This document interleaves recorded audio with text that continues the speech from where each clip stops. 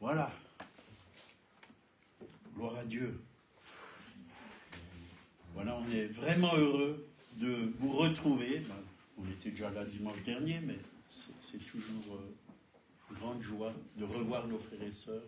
C'est vrai qu'on est parti pour un temps dans les Cévennes et on a vraiment vécu, je peux dire, la gloire de Dieu. Le Saint-Esprit était là à chaque réunion. Bien souvent, il est tombé sur les gens sans qu'on leur impose les mains. Les gens étaient souvent au sol, en train d'être libérés, en train d'être guéris. C'est Dieu qui a fait les choses, même une pluie d'or qui est venue et des personnes ont reçu vraiment de l'or sur leur visage, sur leurs mains, plusieurs personnes. Moi-même, j'en ai eu. Voilà, Dieu fait ce qu'il veut, quand il veut et où il veut. Mais il regarde aussi à nos cœurs. Il regarde si on a faim, si on a soif. Est-ce que vous avez faim et soif de Dieu? Est-ce que vous voulez aller plus loin avec lui? Je pense que bien sûr, c'est pour ça que vous êtes là. Vous voulez aller plus loin. Vous voulez gagner du terrain. Et pour gagner du terrain, c'est d'abord en nous, dans notre cœur, que le terrain doit être gagné. Hein? Bon, le thème des Cévennes, de cette rencontre, c'était creuser, ou plutôt déboucher les puits du réveil. Bien sûr qu'il faut creuser pour déboucher. Et il y a des choses en nous qui bouchent souvent la présence de Dieu, la puissance de Dieu. Il y a toutes sortes de choses. L'ennemi, il vient et il bouche. Mais je ne vais pas parler de ça, je vous en parlerai une autre fois. J'ai tout un message là-dessus que j'ai aussi donné dans les Cévennes. Et ce matin, Dieu m'a donné un autre message. Donc, le message que Dieu m'a donné ce matin, c'est revenir à la source. C'est dans le même sens, de toute façon.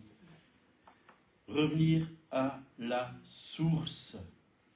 C'est qui la source?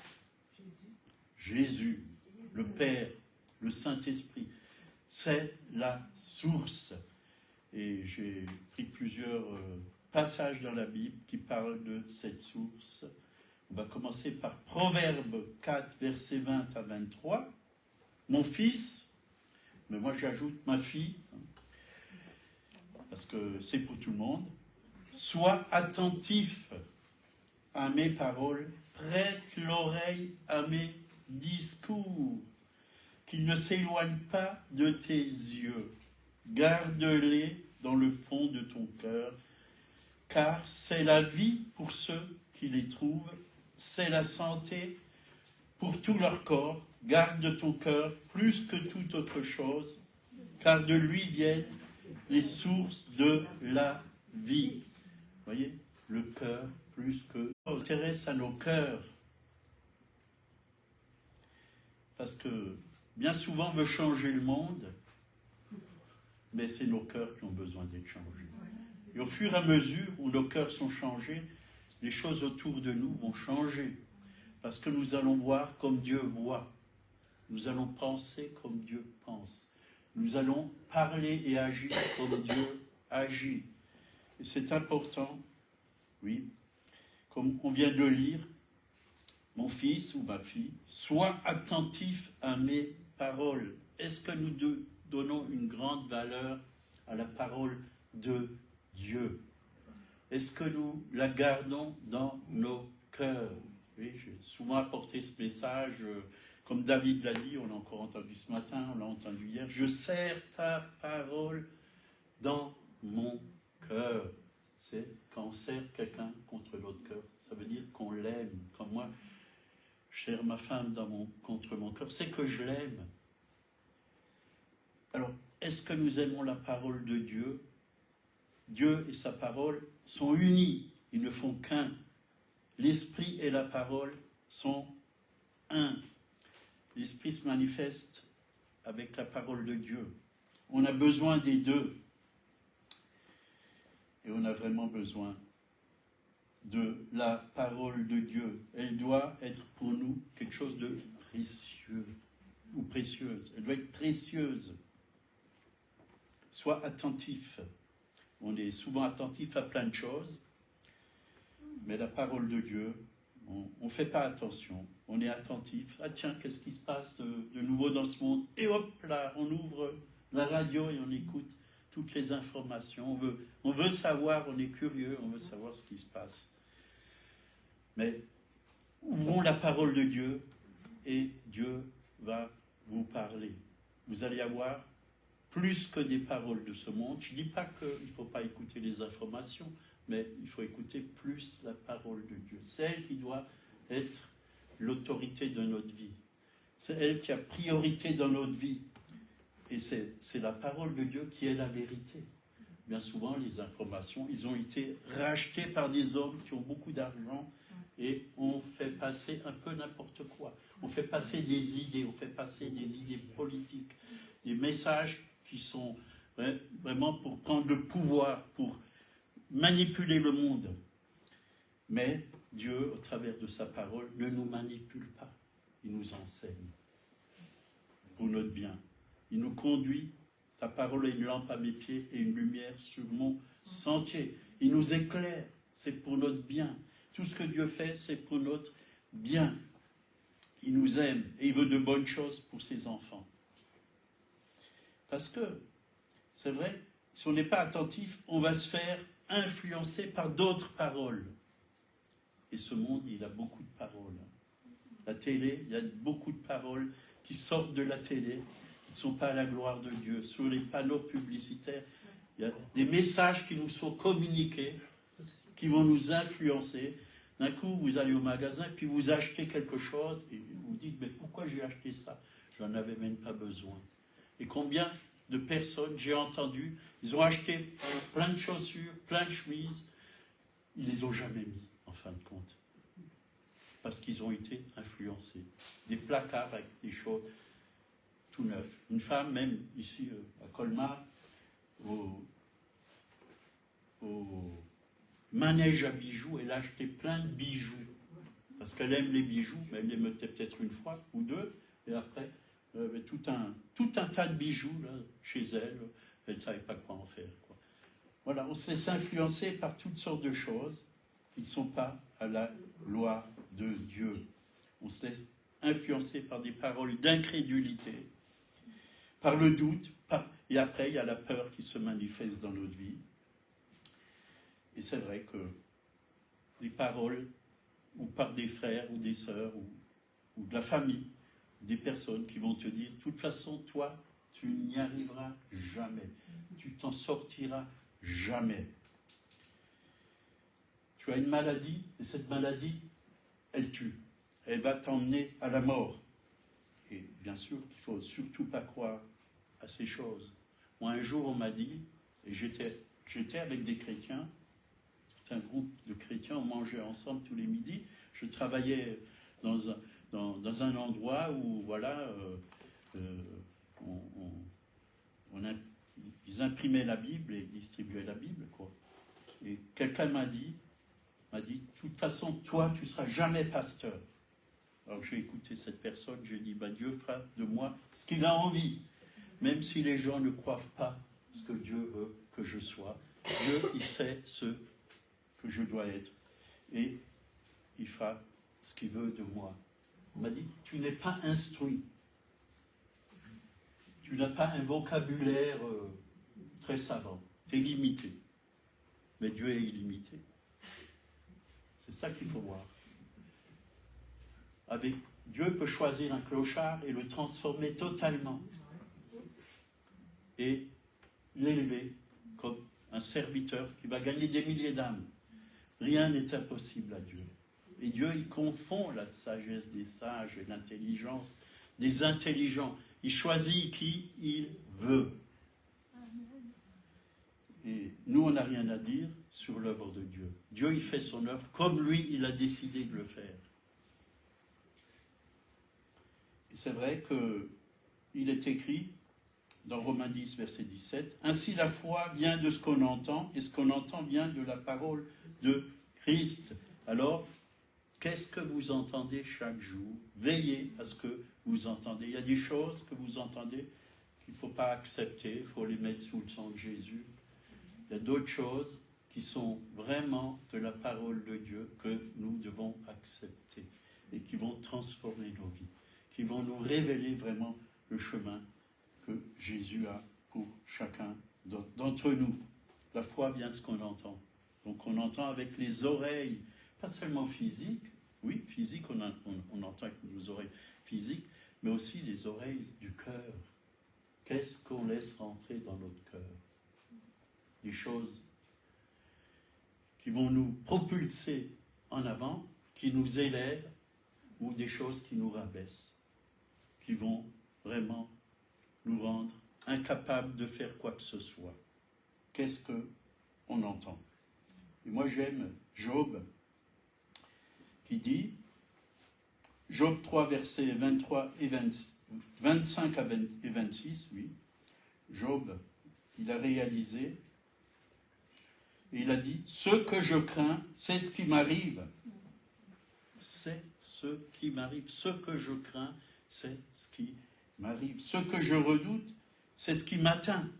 Je n'ai ni tranquillité, ni paix, ni repos, et le trouble s'est emparé de moi.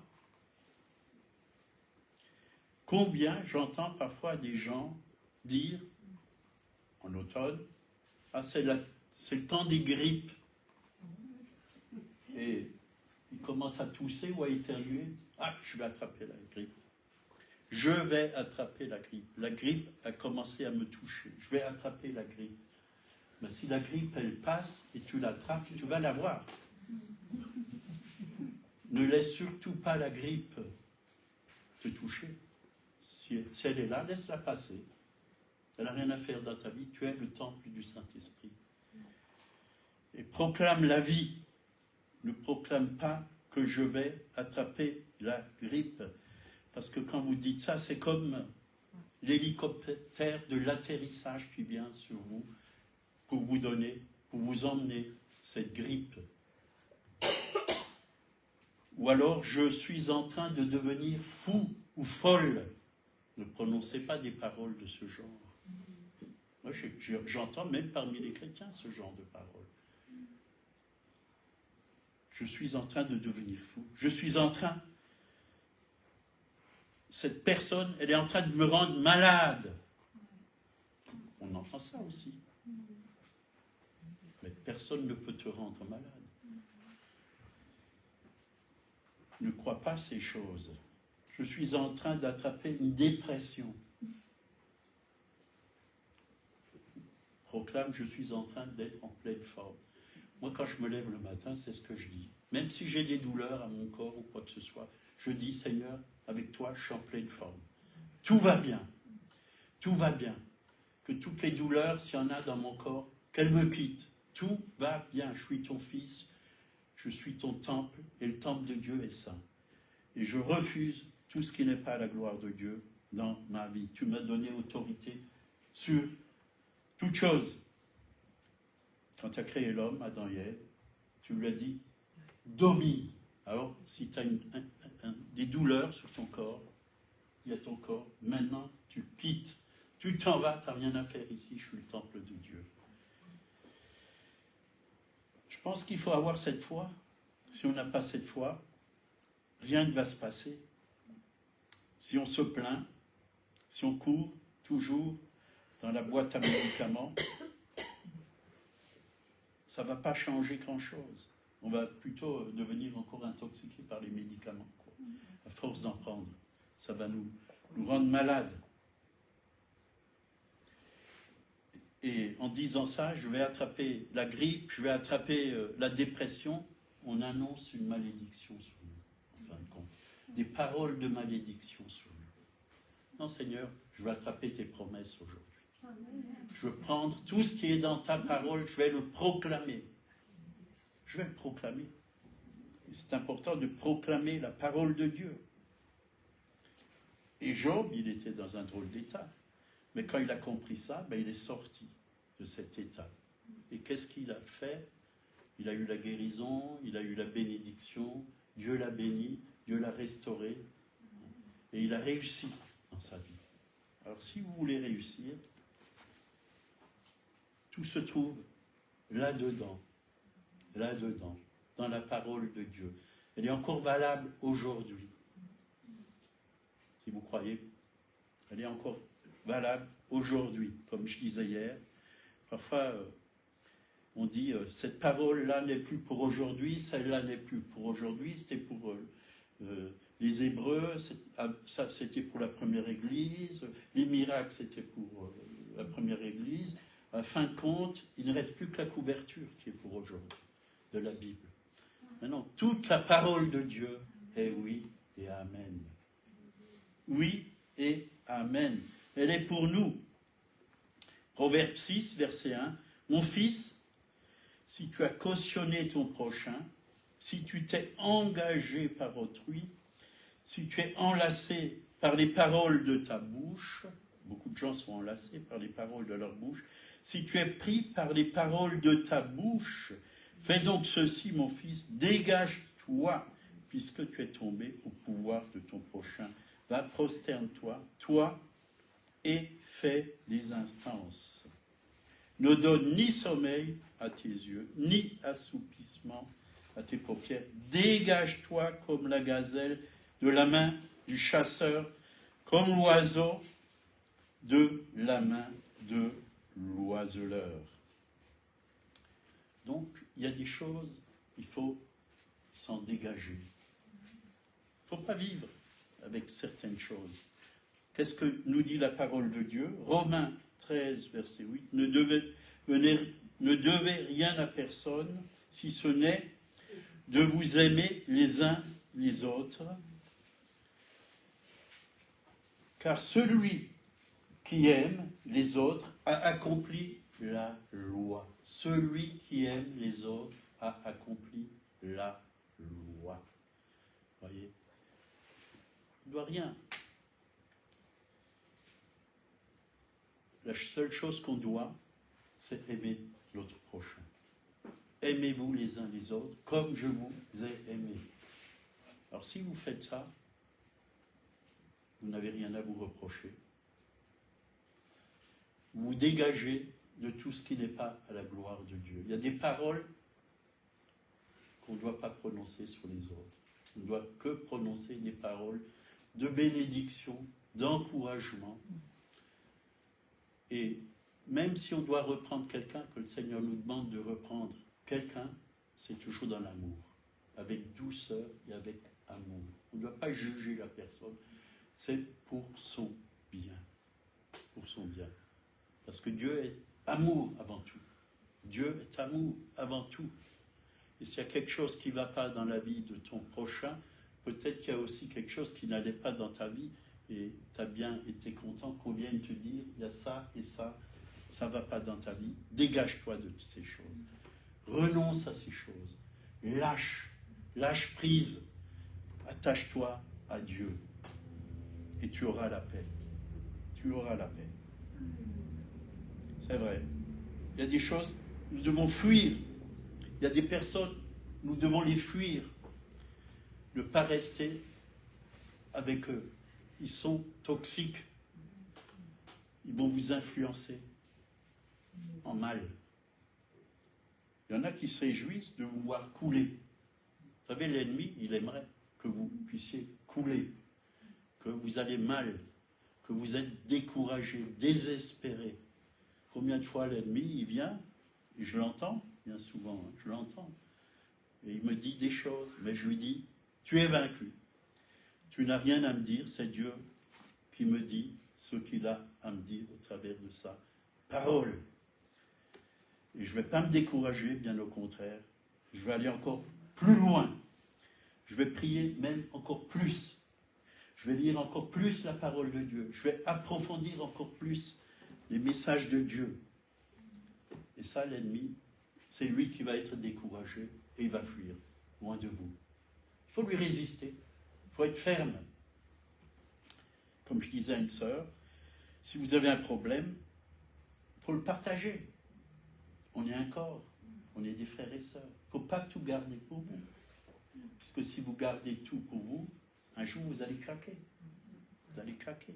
Il y a des responsables là, des responsables. Vous pouvez leur faire confiance. C'est des hommes, des femmes que Dieu a choisis. Vous pouvez ouvrir votre cœur. Vous pouvez téléphoner, vous pouvez demander la prière. C'est important. Partagez les fardeaux les uns les autres. Pas que les joies, mais aussi les fardeaux. Il n'y a pas de honte à le faire.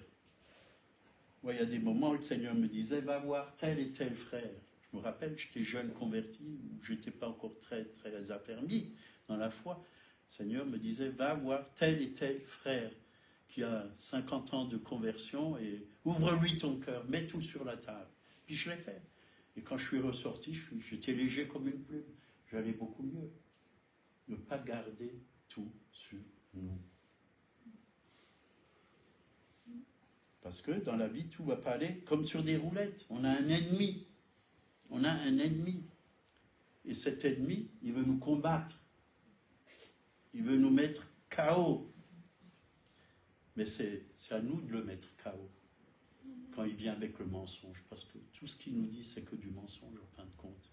Et Jésus l'a vaincu. Il ne faut surtout pas qu'il l'oublie.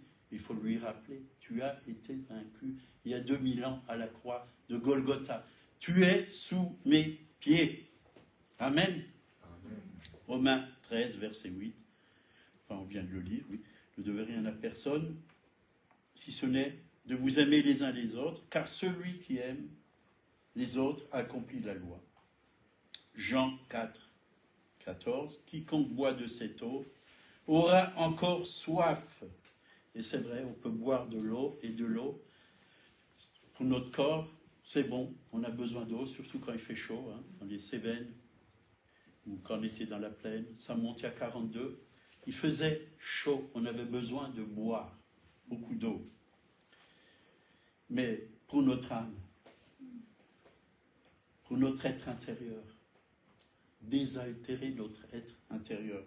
Celui qui boit de cette eau, hein, c'était le puits, hein, aura encore soif. Mais celui qui boira de l'eau que je lui donnerai n'aura jamais soif. Et l'eau que je lui donnerai deviendra en lui une source d'eau qui jaillira jusque dans la vie éternelle.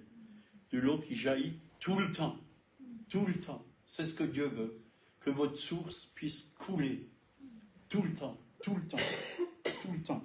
Que votre puits puisse jaillir éternellement et que vous puissiez vraiment donner à boire à ceux qui ont soif de justice, de vérité. C'est ça que Dieu veut. Jean 6, 32 à 35, Jésus leur dit, en vérité, je vous le dis, Moïse ne vous a pas donné le pain du ciel, mais mon Père vous donne le vrai pain du ciel. Car le pain de Dieu, c'est celui qui descend du ciel et qui donne la vie au monde. Ils lui dirent, Seigneur, donne-nous toujours ce pain. Jésus leur dit, je suis le pain de vie. Celui qui vient à moi n'aura jamais faim, et celui qui croit en moi n'aura jamais soif. Le pain de vie, donc c'est Jésus, c'est aussi sa parole qui est dans nos cœurs, et ça c'est vraiment une source. Une source. Moi, quand je lis la parole de Dieu, je suis satisfait. Je suis content. Je suis rassasié. J'ai bien mangé spirituellement. Et quand j'ai faim physiquement, un bon repas, ça me fait aussi du bien. On a besoin des deux. On a besoin des deux. Parce que Dieu nous a créés, esprit, âme et corps. On a besoin de prendre soin de tout notre être. De tout notre être. Donc Matthieu 6, 26 à 32. Regardez les oiseaux du ciel, ils ne sèment ni ne moissonnent, et ils n'amassent rien dans les greniers. Je rigole parce que quand on était chez des amis, là, à Carpentras, ils nous ont fait un tableau comme ça, un beau tableau avec les oiseaux et ce verset. Et ils nous l'ont offert. Un très grand, hein, à la maison. Et c'est vrai, regardez les oiseaux du ciel. Regardez les oiseaux du ciel. Et chez nous, il y a plein d'oiseaux. Hein. Quand je les regarde, est-ce qu'ils s'inquiètent? Je les vois sur le mirabellier en train de manger. Ou dans le figuier en train de picorer les figues. Ils se nourrissent. Maintenant, c'est le cerf qui vient. Encore hier soir, il était là. Il rentre, il mange les pommes. Vous voyez? Dieu s'occupe des cerfs, il s'occupe des oiseaux, il s'occupe pour leur donner à manger. Alors, même s'ils viennent chez nous, c'est pas si grave. Hein. Ils ont le droit de manger. Hein. Parfois, on peut taper aussi des mains, ils s'envolent. Mais nous, qu'est-ce qu'il nous a dit? Donc, il ne sème ni ne moissonne, et il n'amasse rien dans les greniers. Et votre Père Céleste les nourrit. Ne valez-vous pas beaucoup plus que tous? Vous avez de la valeur devant Dieu. Plus que les oiseaux du ciel, plus que vos chats, vos chiens, vos souris, si vous avez des souris. Il y en a, ils ont des petites souris comme ça, hein, des belettes, tout ce que vous voulez. Dieu prend soin de nous. Et chaque jour, il nous nourrit. Mais est-ce que nous, on ouvre la bouche et on mange la nourriture spirituelle que Dieu nous donne? Est-ce qu'on le fait? Est-ce qu'on ouvre la parole? Et on demande au Saint-Esprit, Seigneur, que je puisse me rassasier de ta parole, que je puisse avoir le message que j'ai besoin aujourd'hui, la lumière que j'ai besoin pour aujourd'hui.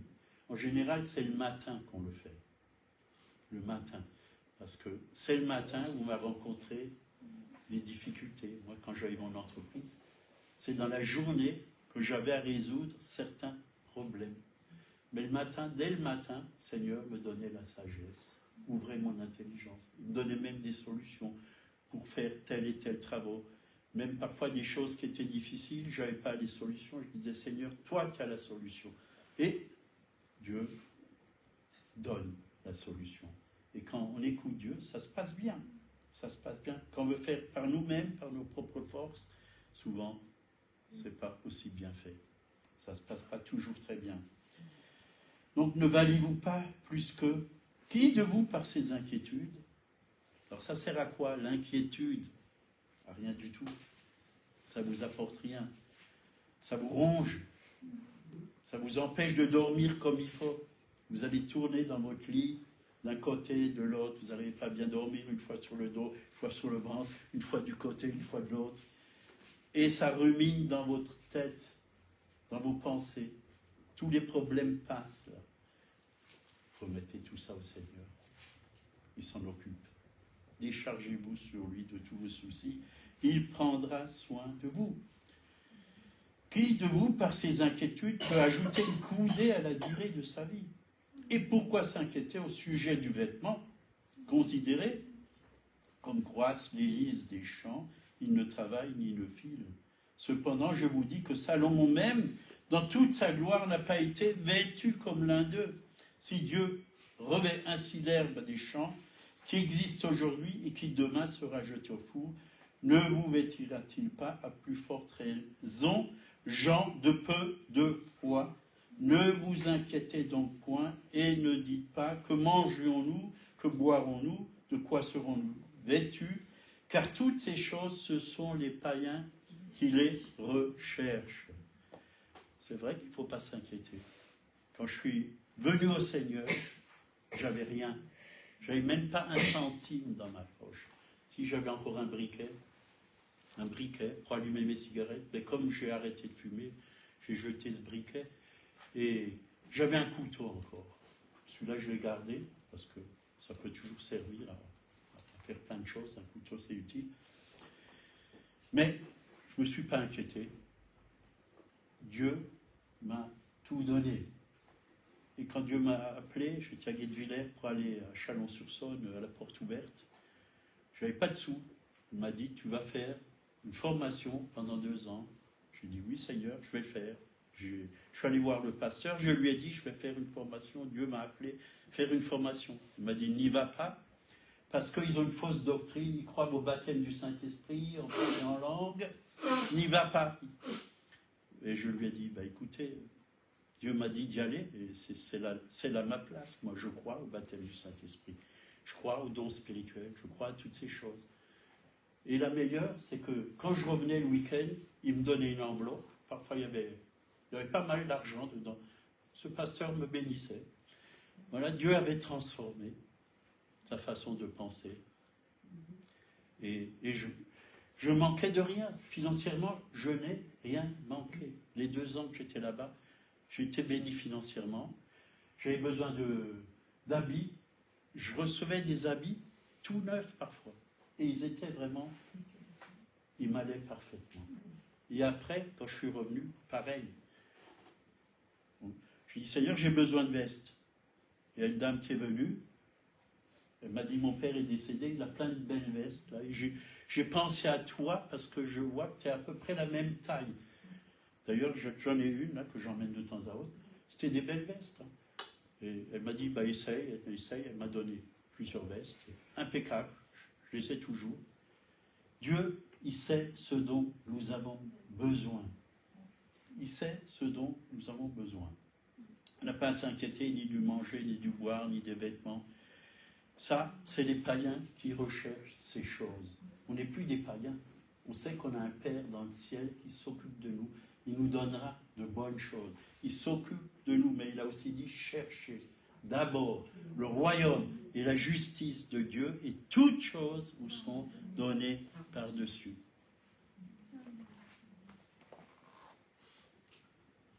Donc, on peut lui faire totalement confiance.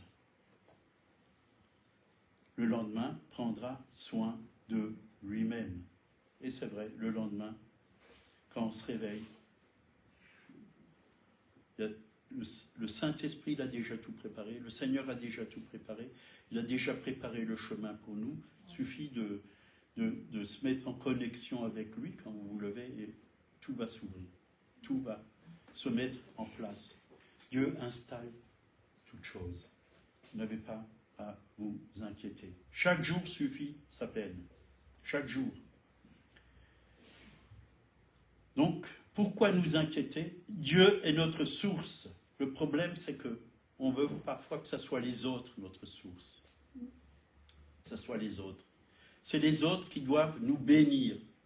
C'est les autres qui doivent nous donner. Mais Jésus n'a jamais dit ça. La source, c'est Dieu.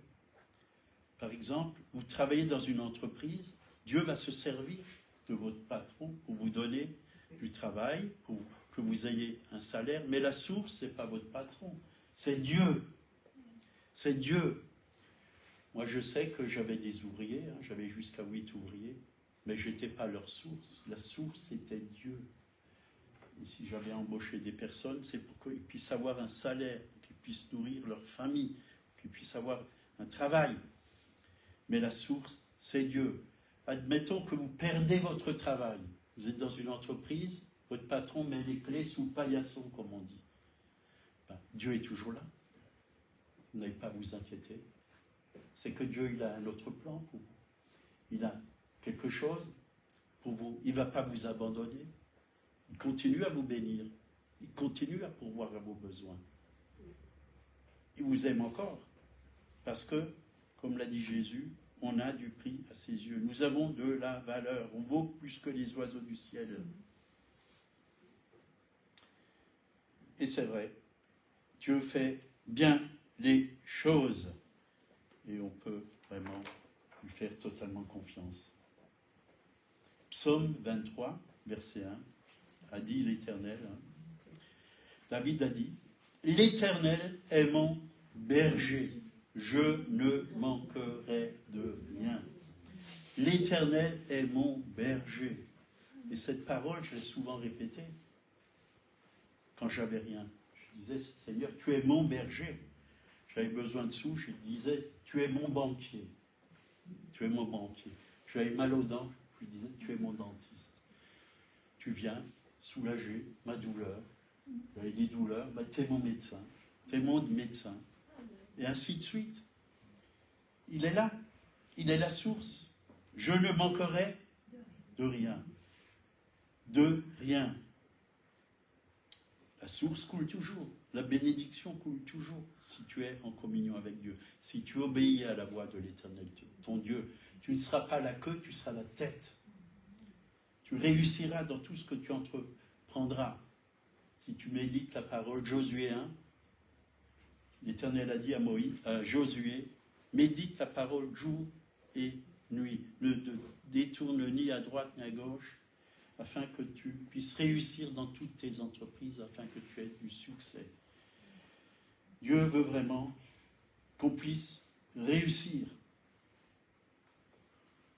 Proverbe 11, versets 24 et 25. Tel qui donne libéralement devient plus riche. Tel qui s'épargne à l'excès ne fait que s'appauvrir. L'âme bienfaisante sera rassasiée et celui qui arrose sera lui-même arrosé. Celui qui arrose sera lui-même arrosé. Alléluia. Et je peux vous dire, c'est vrai, c'est vrai. Un jour, j'étais à Strasbourg, dans une église. Il y avait un serviteur de Dieu, que je connaissais d'ailleurs.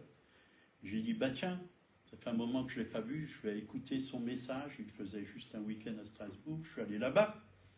Et j'ai dit au Seigneur, ce mois, je n'ai pas beaucoup d'argent. Moi qui aime lire, j'aimerais bien acheter des livres.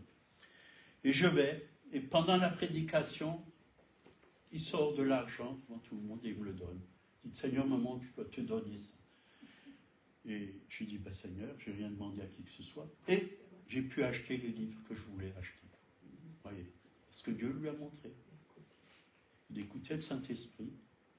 Et ce ne m'est pas arrivé qu'une fois.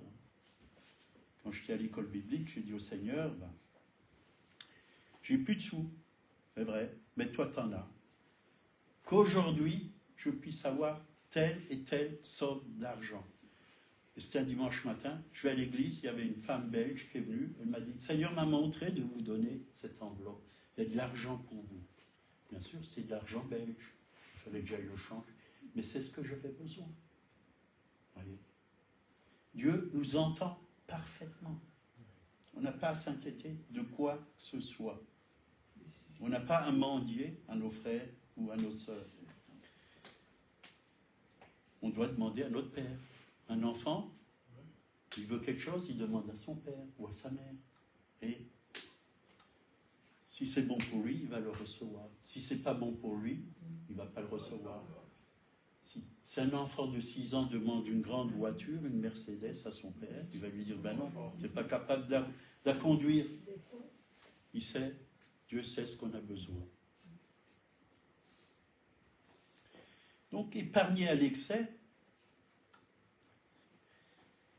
parfois on met de côté, on a peur d'avenir, on met de côté.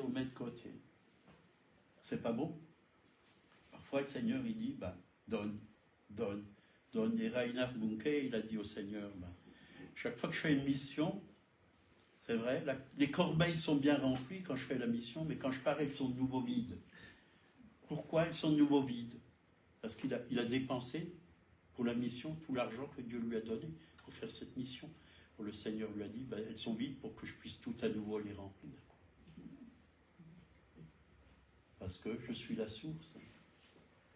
Si tu viens avec une corbeille pleine, Dieu ne peut pas la remplir puisqu'elle est déjà pleine. Et c'est vrai, bien souvent, quand on n'a plus rien, c'est Dieu qui se manifeste pour nous donner ce dont on a besoin. Un jour, Dieu m'a éprouvé. Il me restait à peu près 30 €. C'était en francs, mais c'est comme 30 €. J'avais plus rien. Et le Seigneur me dit, donne à ces personnes ces 30 €. J'ai obéi, j'ai donné, et le Saint-Esprit m'a visité. Il m'a dit, tu ne manqueras jamais de rien. Et j'ai rien manqué. J'ai reçu tout ce dont j'avais besoin. Croyez-moi, j'avais plus rien, mais Dieu avait tout. Dieu mettait sur mon chemin des gens qui me bénissaient. J'avais même plus on m'avait volé 4 roues, j'avais pas de travail. 3 roues de ma voiture. Ils ont volé les roues et quand je suis arrivé, Monique est venue, elle m'a dit, on t'a volé 3 roues de ta voiture. Je lui ai dit, Alléluia! Quand elle m'a annoncé ça, parce qu'elle dormait chez sa mère, on n'était pas encore mariés. Je vais recevoir aujourd'hui des roues toutes neuves, je lui ai dit. Le même jour, quelqu'un l'avait appris, il est venu, un mécanicien, il m'a emmené 3 roues toutes neuves, il me les a même montées. Il a dit, c'est un cadeau que je te fais. Voilà, on n'a pas à s'inquiéter. Et je pourrais vous en donner des témoignages et des témoignages comme ça. Mais là, c'est juste quelques témoignages. C'est important que nous puissions faire confiance au Seigneur. Par contre, si vous avez des dettes envers un frère ou une sœur, il faut rembourser vos dettes. faut rembourser vos dettes. Parce que là, si la Bible dit, ne devez rien à personne. Donc, il faut vous dégager de ces dettes. Il ne faut pas s'endetter. Ce n'est pas la volonté de Dieu. Si vous faites ça, vous allez couler. Vous n'allez pas bien être dans votre peau. Et ça va aller de pire en pire. De pire en pire. Donc là, dans Genèse chapitre 12, versets 1 et 2, l'Éternel dit à Abraham, va-t'en de ton pays, de ta patrie, et de la maison de ton père, dans le pays que je te montrerai. Je ferai de toi une grande nation, et je te bénirai, je rendrai ton nom grand, et tu seras une source de bénédiction. Est-ce que vous voulez être une source de bénédiction? On est déjà béni. On est déjà béni. Mais qu'est-ce que vous faites avec la bénédiction que Dieu vous a donnée? Donnez-la autour de vous. Donnez-la autour de vous. Dernièrement, on a eu un mirabellier, on en a encore plein sur l'arbre. Le Seigneur nous a dit, donne à droite et à gauche de tes voisins. Apportez. Et même on est parti dans les Cévennes. Un des voisins, il a dit, je vais m'occuper de cueillir des mirabelles. Il a cueilli des seaux pleins. Il en avait assez. Et quand on est revenu, il en reste encore tellement. Il les a même mis au congélateur pour nous. Il nous a cueilli les tomates. Il a arrosé toutes les plantes. Il a donné à manger aux chats. Vous voyez, Dieu s'occupe de nous. On n'a pas à s'inquiéter. Mais donner. Et aimer, c'est donner aussi. Dieu a tant aimé le monde qu'il a donné. Qu'est-ce qu'il a donné?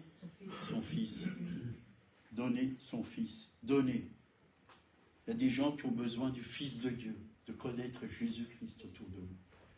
Manifestez-leur de l'amour. Et un jour, ils vont se poser la question, mais pourquoi cette personne, elle est si gentille? Pourquoi elle m'aime? Pourquoi elle me bénit? Vous allez pouvoir répondre. C'est parce que Dieu est bon. Il vous aime. Il veut votre salut, il veut votre bien. Depuis que je connais Dieu, je peux aimer, vous pouvez leur dire. Je rendrai ton nom grand et tu seras une source de bénédiction.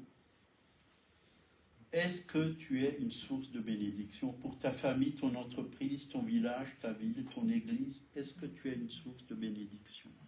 Ou tu es quelqu'un qui fait la tête parce que rien ne va comme toi tu veux? Quelqu'un qui boude. Non, si tu es né de nouveau, tu es chrétien, tu n'es pas bouddhiste. Arrête de bouder. Et ça se voit quand tu boudes. Et ça ne fait pas plaisir aux autres. La joie du Seigneur, c'est notre force.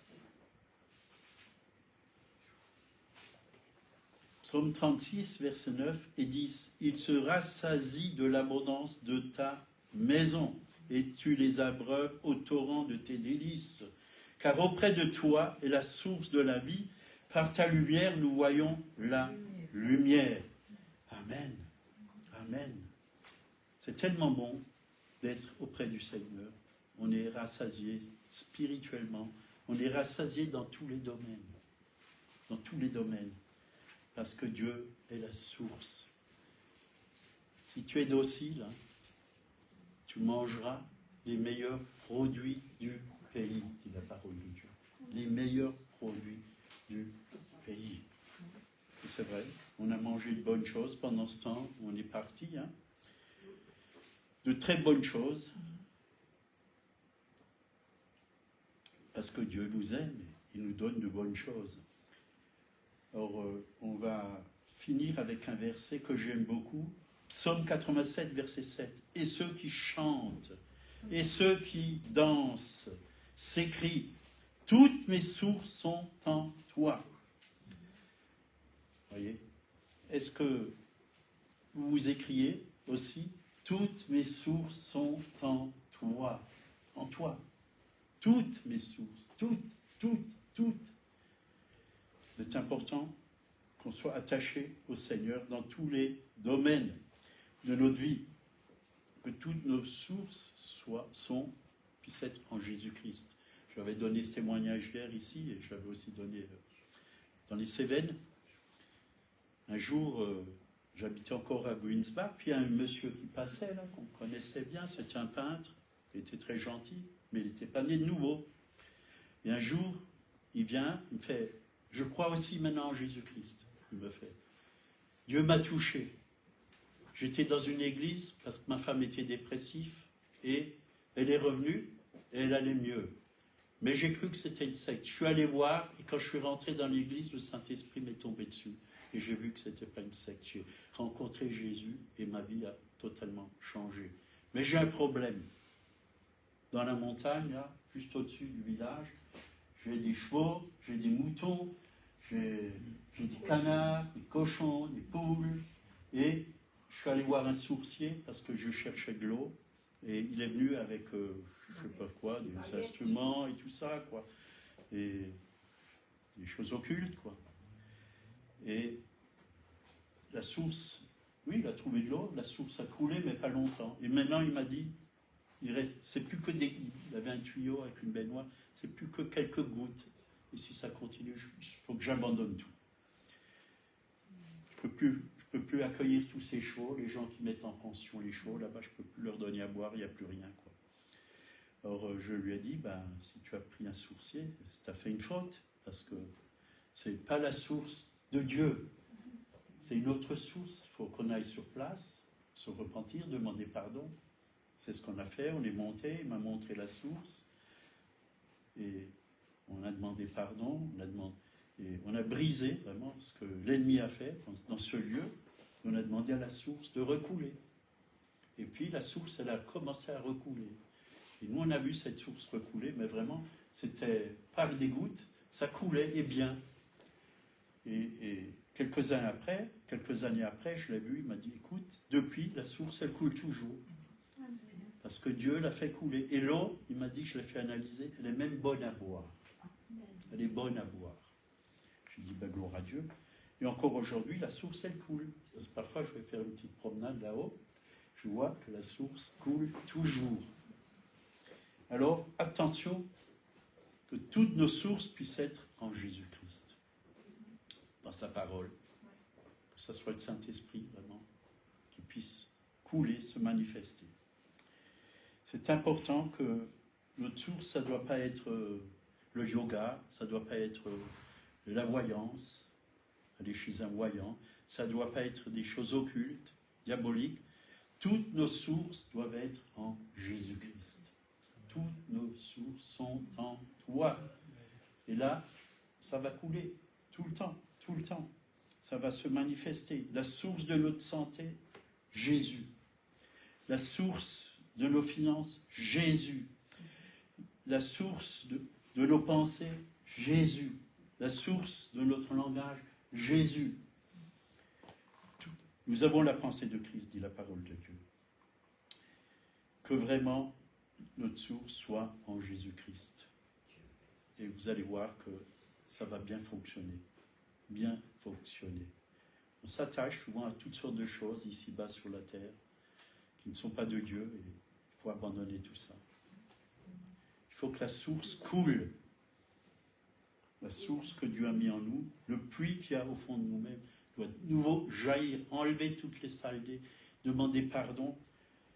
On va faire ce mois, un dimanche après-midi, de 3h30 à 6h30, parce qu'on va faire, il n'y a pas que nous qui allons le faire, en Suisse, ils vont le faire, en Belgique, plusieurs assemblées vont le faire, des temps où on va se repentir pour tout ce qui est mauvais.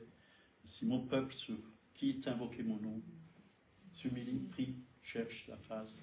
Dieu veut guérir le pays, on va se repentir. Ce mois de septembre, j'ai la date dans mon calendrier, je vous dirai. Important qu'on se réunisse, qu'on se repente, qu'on demande pardon pour les péchés qui ont été faits par nos pères, mais aussi que nous, l'Église, avons fait. On a fait beaucoup de fautes. Et c'est vrai que le jugement de Dieu commence par la maison de Dieu. Mais Dieu veut qu'on soit épargné du jugement. Alors, demandons pardon. Et Dieu va nous épargner du jugement. Et revenons à la source. Et que nos villes, nos villages, notre pays puissent tout à nouveau revivre dans la liberté du Saint-Esprit, que l'Église puisse être restaurée comme dans les actes des apôtres. C'est ce que Dieu veut. C'est le modèle. C'est le modèle. Et que vraiment on puisse apporter autour de nous l'eau vive, la bénédiction. Parce que beaucoup ont soif. Qu'on soit des vases qui servent à boire à ce monde. Des vases de salut. Amen. Voilà, que le Seigneur vous bénisse. Et s'il y a des malades, on va prier pour vous. On va finir maintenant. Merci Seigneur pour ta parole. Elle est la vérité. Tu es notre source, Seigneur, et nous avons faim et nous avons soif de toi. Et quand nous avons faim et soif, tu nous rassasies. Oui, tu nous rassasies. Tu étanches notre soif. C'est bon de te connaître. C'est bon de t'appartenir. C'est bon de te servir, Seigneur. Mais autour de nous, il y a plein de gens qui sont encore dans les ténèbres, Seigneur, et ont besoin de ta lumière. Que tu puisses nous utiliser, Seigneur, comme tu as utilisé la première Église. Que ton peuple se lève comme un seul homme, comme une seule armée, pleine de foi, pleine d'autorité, pleine d'amour pour ce monde perdu, pour ces âmes qui glissent lentement vers l'enfer, Seigneur, qui puissent vraiment être arrachées des ténèbres. Oui, c'est vrai qu'il y a beaucoup de gens qui sont désespérés, Seigneur, sur cette terre. Beaucoup se suicident, même les jeunes. Beaucoup sont malades, dépressifs. Seigneur, que tu puisses mettre toutes ces personnes sur notre chemin, que nous puissions les aider et leur apporter le Christ qui est la solution pour chacun et chacune. Au nom de Jésus. Amen. Amen. Amen. Voilà, que Dieu vous bénisse et s'il y a des malades, approchez-vous, on va prier, on va vous faire l'onction d'huile. Il y a des anciens ici, il y a des responsables. On va prier pour vous.